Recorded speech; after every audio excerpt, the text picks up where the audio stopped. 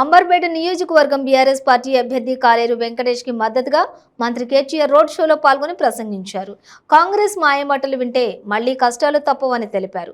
కాలేరు వెంకటేష్ ను గెలిపిస్తే అంబర్పేట నియోజకవర్గంలో మరింత అభివృద్ధి జరుగుతుందన్నారు.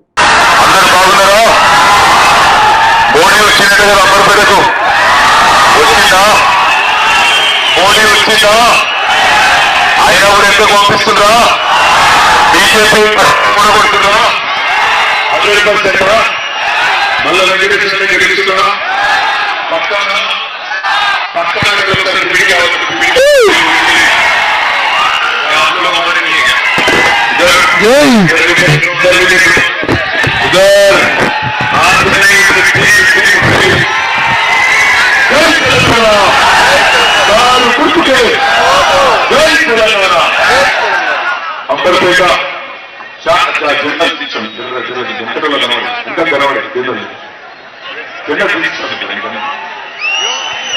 గౌరవనీయులు అంబర్పేట అభివృద్ధిని తన లక్ష్యంగా తీసుకొని మరి గత 5 సంవత్సరాలుగా కరోనా వల్ల ఇంకా ఏ రకమైన ఇబ్బంది ఉన్నా మీ అందరి కోసం ఏళ్ళవేళ పనిచేసే నాయకుడు అంబర్పేట ఎమ్మెల్యే గారు గౌరవనీయులు ప్రముఖ న్యాయవాది విద్యార్థులు మరి సోదరులు కాలేరు వెంకటేష్ గారికి, గౌరవనీయులు వేదిక పైన ఉన్న గౌరవ కార్పొరేటర్లకి, మాజీ కార్పొరేటర్లకి, గౌరవనీయులైన సీనియర్ పార్టీ నాయకులందరికీ, వేదిక ముందున్న మా ఆడబిడ్డలకు, అన్నదమ్ములకు పేరు పేరున అందరికీ అంబర్పేట నియోజకవర్గంలో హృదయపూర్వకంగా నమస్కారాలు, హృదయపూర్వకమైన వందనాలు.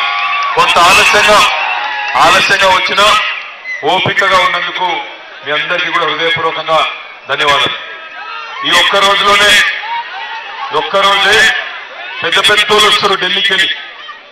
మోడీ గారు, అమిత్ షా గారు, యోగి గారు, ఆయన వెనకాల ఒక భోగి, ఆ భోగిలో 15 మంది ముఖ్యమంత్రులు, 15 మంది కేంద్ర మంత్రులు, చాలా మంది దిగిరు ఢిల్లీకి వెళ్ళి. యువతలకెళ్ళి కూడా రాహుల్ గాంధీ, సోనియా గాంధీ, ప్రియాంక గాంధీ, డికే శివకుమార్, సిద్ధరామయ్య, మల్లికార్జున్ ఖార్గే, వీళ్ళు యువతలకెళ్ళి వీళ్ళు దిగింది. ఇంతమంది ఎందుకు దిగిండ్రు? ఒక్క కేసీఆర్ ను కొట్టేటందుకు ఇంతమంది షేర్లు, శంషేర్లు, బబ్బర్ ఖాన్లు, తీస్మార్ ఖాన్లు అందరు దిగిండ్రు. కానీ మేము భయపడతలేము. ఎందుకో మీకు తెలుసు, సింహం ఎప్పుడు సింగల్ గానే వస్తుంది. సింహం ఎప్పుడైనా సింగల్ గానే వస్తుంది. గుంపులుగా ఏమొస్తాయి? నేనైతే అనలేదు భయ్. ఎలక్షన్ కమిషన్ వాళ్ళు కేసు పెట్టుకుంటే వీళ్ళ మీద పెట్టుకోరు, వెంకటేశ్వర మీద పెట్టుకోరు, నాకు సంబంధం లేదు. ఒక్క మాట మీ అందరితో నేను చేసే విజ్ఞప్తి, 9.5 ఏళ్ళైంది తెలంగాణ వచ్చి. నేను వచ్చింది ఆయన కోసం, నేను కూడా కాలేరు వెంకటేష్ కోసం. मैं भी उनके वास्ते आया. रुक जाओ. 9.5 ఏళ్ళైంది తెలంగాణ వచ్చినాడు. చాలా మంది చాలా మాటలు మాట్లాడిండు.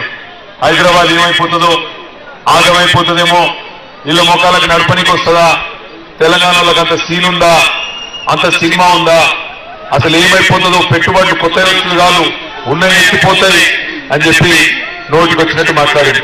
మరి ఏం జరిగింది? 9.5 ఏళ్ల తర్వాత బ్రహ్మాండంగా ఇదివరకున్న జనరేటర్లు మాయమైనవి, ఇన్వర్టర్లు మాయమైనవి, 24 గంటల కరెంటు, నాణ్యమైన కరెంటు హైదరాబాద్కి ఇచ్చింది తెలంగాణ ప్రభుత్వం. కేసీఆర్ గారేనా? అయితే గట్టిగా చప్పట్లు కొట్టి ముఖ్యమంత్రి గారికి ధన్యవాదాలు చెప్తాం. కరెంటు మంచిగైంది, మంచినీళ్ళ సౌలభ్యం మంచిగైంది. ఇదివరకు కంటే మంచినీళ్ళ సౌలభ్యం ఇంకా మంచిగైంది. 20,000 లీటర్ల వరకు నీళ్లు ఫ్రీగా వస్తున్నాయి. కానీ సరిపోదు. ఈ వచ్చే టర్మ్లో మేము ఒక ఎజెండా పెట్టుకున్నాం. ఇప్పుడు రోజు తప్పించి రోజు నీళ్లు వస్తున్నాయి. అట్లా కాకుండా వచ్చే టర్మ్లో ప్రతిరోజు నీళ్ళు ఇచ్చే బాధ్యత కూడా మాది అనే మాట నేను విజ్ఞప్తి చేస్తాను. ఆ పైన కొద్దిగా టైం పడుతుంది, కానీ ఆ పైన ఎట్లయితే 24 గంటల కరెంట్ వస్తుందో హైదరాబాద్ లో 24 గంటల నీళ్లు తెచ్చే బాధ్యత కూడా మాది. దయచేసి మా మీద నమ్మకం ఉంచని చెప్పి కూడా నేను కోరుతా ఉన్నాను. వాళ్ళ హైదరాబాద్ అందరికీ అన్నం పెట్టే అమ్మ లాంటిది హైదరాబాద్. భారతదేశంలోని అన్ని రాష్ట్రాలకు వెళ్ళి హైదరాబాద్ లో ఇలా ప్రజలు ఉన్నారు. ఆంధ్ర వాళ్ళు ఉన్నారు, తమిళనాడు వాళ్ళు ఉన్నారు, గుజరాత్ వాళ్ళు ఉన్నారు, రకరకాల దేశాలకు వెళ్ళి ఇక్కడ వచ్చి